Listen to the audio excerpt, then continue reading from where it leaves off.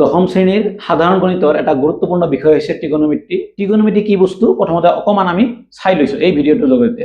Okay, চোৱাচোন প্ৰথমতে ত্ৰিকোণমিতি কি? ত্ৰিকোণমিতি তোমালোকে নামটো জানা, ত্ৰিকোণমিতি বুলি কয় অসমীয়াত আৰু ইংৰাজীত কয় ত্ৰিকোণমিতি। আচ্ছা, ত্ৰিকোণমিতি কি? ত্ৰিকোণমিতি। ওকে, ত্ৰিকোণমিতি। এই ত্ৰিকোণমিতিৰ অৰ্থটো হৈছে তিনিটা কোণৰ জোখমাখ বা পৰিমাপন। ঠিক আছে, মানে যত তিনটা কোণ থাকিব। এতিয়া তিনটা কোণ কাৰ লগত জড়িত? তিনটা কোণ থাকে নৰ্মেলি ত্ৰিভুজ এটা। আৰু 10 লৈকে যি সিলেবাসত অন্তৰ্ভুক্ত কৰা হৈছে, 10 সিলেবাসত কেৱল মাত্ৰ ত্ৰিকোণমিতি সমকোণীৰ লগত জড়িত, সমকোণী ত্ৰিভুজৰ ক্ষেত্ৰত জড়িত। এটা ইয়াৰ আগতে বুজিব লাগিব সমকোণী কি বস্তু। প্ৰথমতে ত্ৰিকোণমিতি অৰ্থটো বুজি পালা। ত্ৰিকোণমিতি মানে কি? ত্ৰিকোণমিতি মানে হৈছে যত তিনিটা কোণৰ জোখমাখ কৰা হয়। ঠিক আছে, এইবাৰ সমকোণী ত্ৰিভুজ হৈছে যি ত্ৰিভুজৰ এটা কোণৰ মাপ 90 ডিগ্ৰী হয়। তোমালোক জানা ত্ৰিভুজ টোটাল 6 প্ৰকাৰৰ হয়।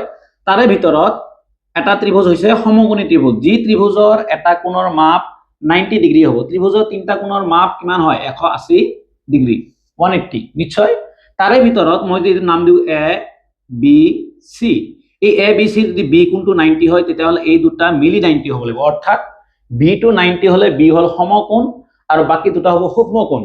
আৰু এই ত্ৰিকোণমিতি ক্লাছ 10ৰ যিমানখিনি ক্যালকুলেশন কৰা হ'ব এইখিনি আমাৰ এই সমকোণী ত্ৰিভুজৰ ক্ষেত্ৰত প্ৰযোজ্য। এই সমকোণী ত্ৰিভুজৰ ক্ষেত্ৰত প্ৰযোজ্য। তো ক্লাছ 10ত কি বুজা গ'ল আমাৰ? যে ক্লাছ 10ৰ ত্ৰিকোণমিতি মাত্ৰ কাৰ লগত জড়িত?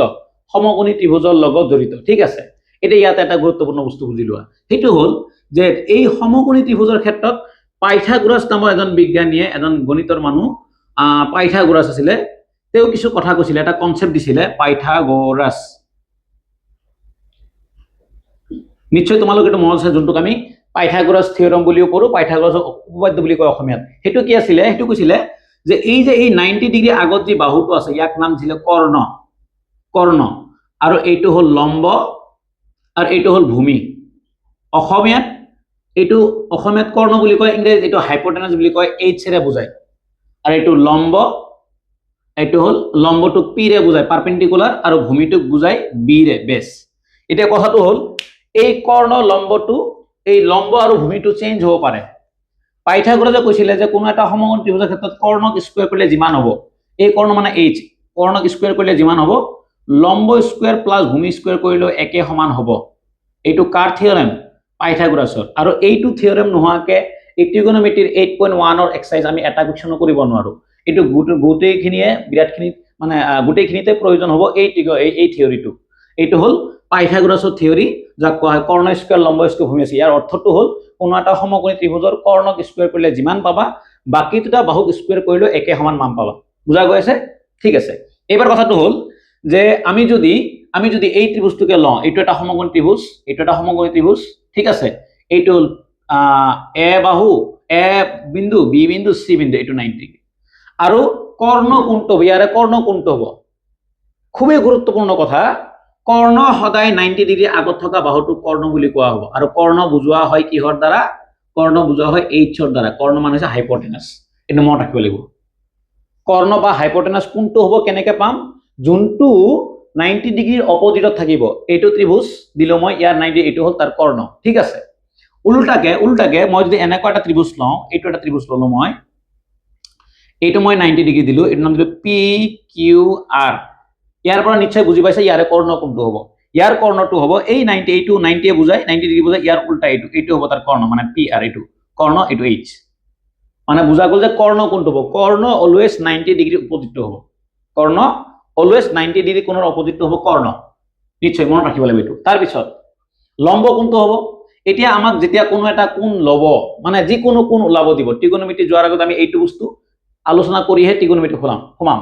এতিয়া যিকোনো যেতিয়া কোণ আমাক ওলাব দিব, যিকোনো কোণ, যোনটো কোণ ধৰা হ'ব 90 টো কনসেপ্ট এইটো গুচি গ'ল 90ৰ বাহিৰত, এই সূক্ষ্মকোণৰ লগত জড়িত। ত্ৰিকোণমিতি জড়িত হ'ব সমকোণী ত্ৰিভুজৰ সূক্ষ্মকোণৰ লগত জড়িত, অৰ্থাৎ এইটো কোণ নহলে এইটো কোণ, কাৰণ এইটো সমকোণ, এইটো 90, এইটোৰ লগত ত্ৰিকোণমিতি কোনো সম্পৰ্ক নাই, এইটো লৈ কোনো ক্যালকুলেশন কৰিব নিদিয়ে, কাৰণ এইটো মান 90 আৰু ত্ৰিকোণমিতি 90 ডিগ্ৰী কিবা এটা ভ্যালু থাকে। গতিকে আমাৰ এই দুটা কোণলৈ মানে সম্পৰ্কিত হ'ব।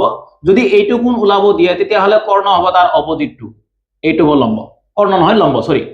আকৌ যদি এইটো কোণ ওলাব দিয়ে তেতিয়া লম্ব হ'ব এইটো।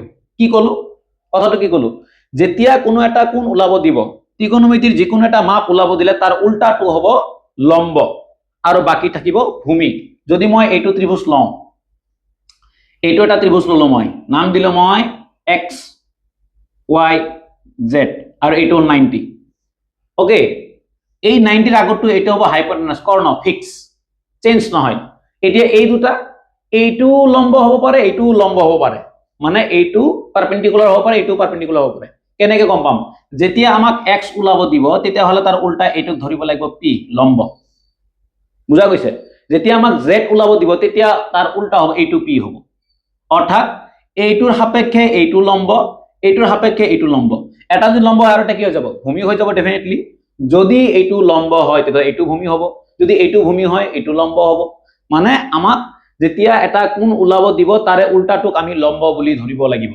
হ'ব এইখিনি হল লম্ব কৰ্ণ ভূমিৰ সম্পৰ্ক এতিয়া আহি যোৱা ত্ৰিকোণমিতিৰ ক্ষেত্ৰত ত্ৰিকোণমিতিক অনুপাত টোটাল 6টা মুঠ 6টা ত্ৰিকোণমিতিক অনুপাত আছে তাৰে ভিতৰত তিনিটাৰ উল্টা তিনিটা হয় সেইটো মনত ৰাখিবৰ কাৰণে খুব গুৰুত্বপূৰ্ণ সহকাৰে তোমালোকে ইফালে অলপমান মনোযোগ দিয়া নিশ্চয় বুজি পাবা মই কি কৈ আছো আমি এটা কনসেপ্ট পঢ়িম তাৰ ওপৰতেই আমাৰ এটা এটা অনুসৰণি শেষ হৈ যাব এই ত্ৰিকোণমিতিৰ টোটাল যি ছাত্ৰজনে অলৰেডি পঢ়িছা বা যি পঢ়ি আছে গম পাবা কিতাপটো ওলাই লোৱা তাতে 4টা অনুসৰণি আছে মানে ত্ৰিকোণমিতি 4টা অনুসৰণি আছে 4টা কনসেপ্ট পঢ়িলে 4টা অনুসৰণি ক্লিয়াৰ হৈ যাব এতিয়া আমাৰ প্ৰথম অনুসৰণি যোনটো আছে মানে ফাৰ্স্ট এক্সাৰসাইজ যোনটো আছে 8.1 এ গোটেইখিনি কনসেপ্ট বা গোটেইখিনি ক্যালকুলেশন কৰিবৰ কাৰণে তাৰ লগত প্ৰিভিয়াস কোৱেশ্চন বিলাক কৰিবৰ কাৰণে আমি এই যেতিয়া এইটো যোনটো কৈ আছো এইটো ক্লিয়াৰ কৰিলে হৈ যাব অলপমান মনোযোগৰে চোৱা কি কৈছো যে এটা ত্ৰিভুজ মই লৈছো এইটো এটা ত্ৰিভুজ নাম দিলে মই a তাৰপিছত b তাৰপিছত c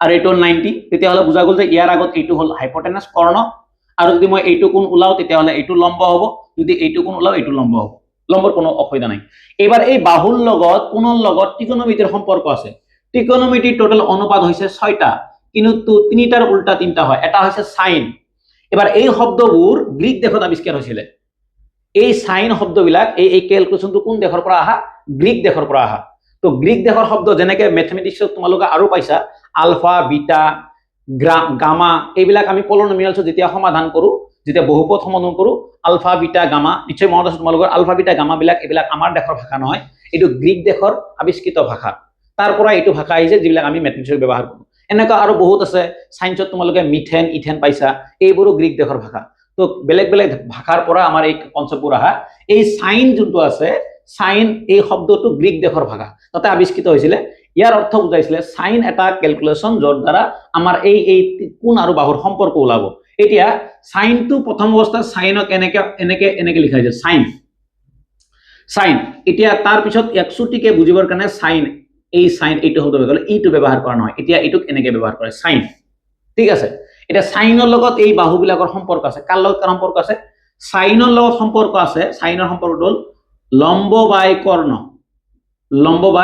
কৰ্ণ বুজিব চেষ্টা কৰা সাইনৰ সম্পৰ্ক হৈছে লম্ব বাই কৰ্ণ ইংৰাজীত লম্ব বুজোৱা হয় পাৰপেন্ডিকুলাৰ লম্ব মানে পাৰপেন্ডিকুলাৰ p আখৰেৰে বুজায় আৰু কৰ্ণ বুজায় h আখৰেৰে কাৰণ হাইপোটেনাস এটো কাৰ সম্পৰ্ক সাইনৰ সম্পৰ্ক সাইনক উল্টাই দিলে পোৱা যায় কোসেক ত্ৰিকোণমিতি আৰু এটা অনুপাত আছে কোসেক এই সাইনক উল্টাই দিলে কোসেক পোৱা যায় তো সাইন যদি লম্ব বাই কৰ্ণ হয় তেতিয়া হলে এইটোৰ ক্ষেত্ৰত কি হ'ব উল্টা কৰ্ণ বাই লম্ব হ'ব অৰ্থাৎ h বাই p হ'ব কাৰণ ইয়াৰ ৰেচিপ্ৰকেল মানে হৈছে প্ৰতিক্ৰম অৰ্থাৎ এটা আনটোৰ উল্টা ৰেচিপ্ৰকেল মানে কি প্ৰতিক্ৰম সাইন আৰু কস হৈছে এটা আনটোৰ নহয় কোসেক সাইন আৰু কোসেক হৈছে এটা আনটোৰ প্ৰতিক্ৰম আৰু প্ৰতিকৰে মানে কি কয় এইটো যেনেকৈ সাইন এটা সম্পূৰ্ণ আছে এইটো কোসেকেণ্ড আছে গোটেই সম্পূৰ্ণ নাম আছে আমাৰ কি কয় এই সম্পূৰ্ণ নাম কেইটাৰ কাৰণে তোমালোকে এই ভিডিওটোৰ তলত লিংকত ক্লিক কৰিবা এটা নোটছৰ পিডিএফ পাবা তাতে তোমালোকে ল'ব পাৰিবা এইখিনি লৈ লোৱা বিষয়টো হল সাইন গল সাইনৰ লগত কোসেকৰ সম্পৰ্ক আকৌ সাইনৰ নেক্সট লগতে আছে কোসাইন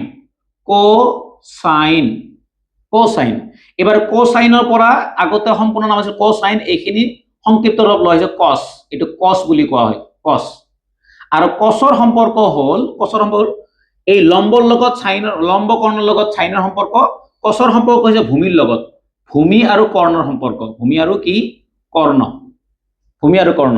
তো ভূমি কিহেৰে বুজোৱা হয়? ভূমি বুজোৱা হয় বিৰে, ভূমি মানে হৈছে বেছ, আৰু কৰ্ণ কিহেৰে বুজোৱা হয়? এইচৰ দ্বাৰা বুজোৱা হয়। গ'ল এইটো বস্তু, ঠিক আছে। এবাৰ ভূমি এইটো কচৰ লগত সম্পৰ্ক, আৰু কচক যেতিয়া ওলোটাই দিয়া হয়, ৰেচিপ্ৰকেল কৰা হয়, তেতিয়া কচক ওলোটাই দিলে পোৱা যায় কচেক, নহয় চেক পোৱা যায়, চৰি চেক, চেক, তেতিয়াহ'লে এক ওলোটাই দিব লাগিব h/b, এইটো পোৱা গ'ল।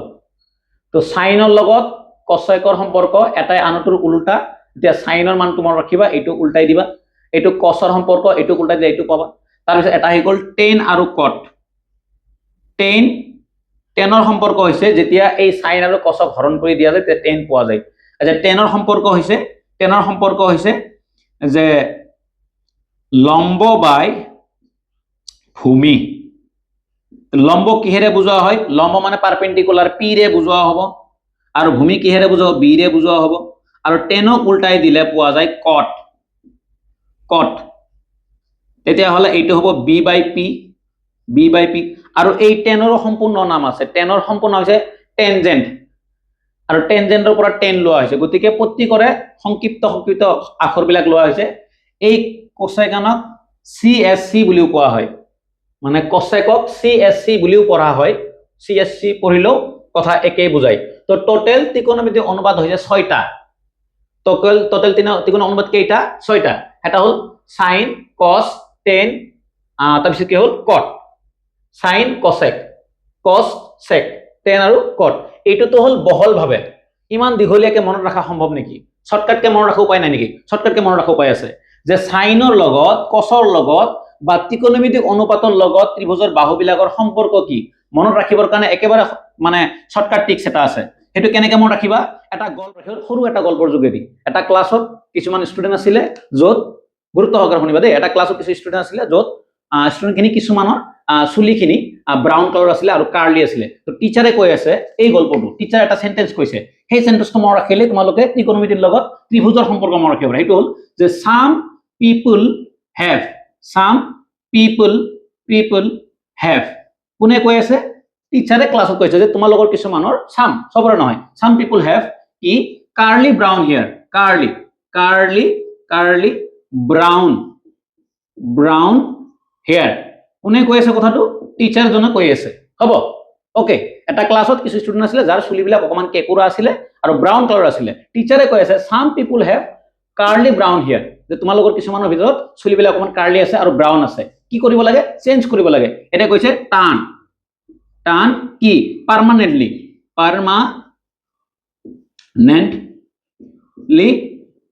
Black.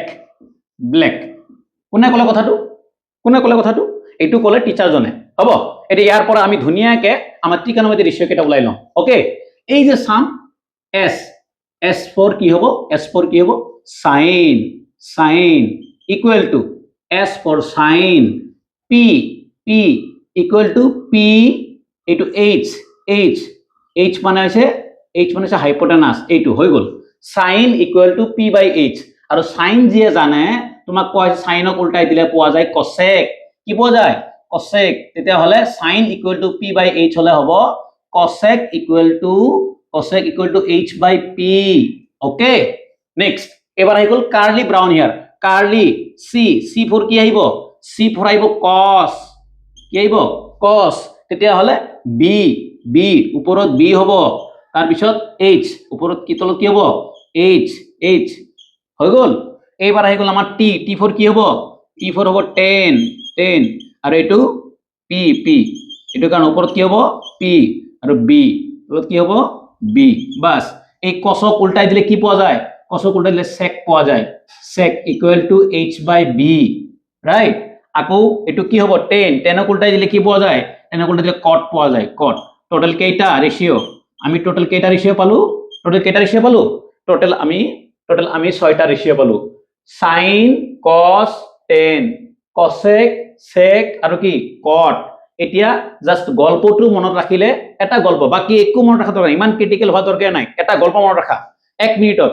some people have curly brown hair, tan permanently black, ইয়াৰ পৰা কি হ'ব sin cos tan পাই গলো আৰু এই দুটা পালো আমি এই দুটা পাব পাৰো এই দুটা পালে এই দুটা কেনেকৈ পাম এই sin আৰু cos ক ডিভাইড কৰি দিলে এইটো পোৱা যায় এই sin ৰ ভ্যালু cos ৰ ভ্যালু ডিভাইড কৰিলে এই h cancel p by b এইটো হ'ব মানে এনেকেও পাব পাৰি আৰু ফৰ্মুলা যেহেতু আছে গতিকে আমি জাস্ট এইখিনি ফৰ্মুলা জাস্ট এইটো ফৰ্মুলা ক্লিয়াৰ কৰিলে 8.1 ৰ যিমানখিনি এক্সাৰসাইজ আছে গোটেইখিনি আমি 100% কৰিব পাৰিম অকমান গুৰুত্ব দিয়া যে খালি এইটো কথা মনত ৰাখা এই গল্পটো মনত ৰাখিলে আমি 8.1 ৰ যিমান ক্যালকুলেশন আছে গোটেইখিনি ক্যালকুলেশন কেৱল ইয়াৰ পৰা মনত ৰাখিম কেৱল এইটো ক্লিয়াৰ কৰা এতিয়া 8.1 ৰ গোটেইখিনি কোৱেশ্চন আমি এইখিনিৰ ওপৰত ক্লিয়াৰ কৰিম ঠিক আছে এটা তাৰ পিছত আগলৈ যাওঁ হ'ব এটা মনত ৰাখিব নিশ্চয় এইটো মনত ৰাখিবই লাগিব কোনো প্ৰকাৰে some people have curly brown hair আৰু বেলেগ বেলেগ শৰ্টকাট কব পাৰি আৰু বেলেগ বেলেগ গল্প আছে বুজি পাইছা আমাৰ অন্য হিন্দী চ্যানেল বিলাকত আৰু বেলেগ বেলেগ ল্যাঙ্গুৱেজ বহুত কিয় কয় যে কোনবা এটা হেৰি দেখা পালো তোমাৰ এই sin cos tan এটো মনত ৰাখি খালি p b এইবিলাক মনত ৰাখি তেনেকৈ কৰিব পাৰি যেনেকৈ তোমাৰ সুবিধা তুমি মুঠতে এই কথাটো মনত ৰাখিব লাগিব sin ৰ লগত cos ৰ লগত আমাৰ ত্ৰিভুজৰ লগত বাহু মানে ত্ৰিকোণমিতিক অনুপাত বিলাকৰ সম্পৰ্ক কি হেতু মনত ৰাখিব লাগে ঠিক আছে এবাৰ যোৱা আমাৰ এক্সাৰসাইজত চাও এক্সাৰসাইজৰ অংক বিলাক দুটা এটাকে কৰো ঠিক আছে এটো চোৱা যাওক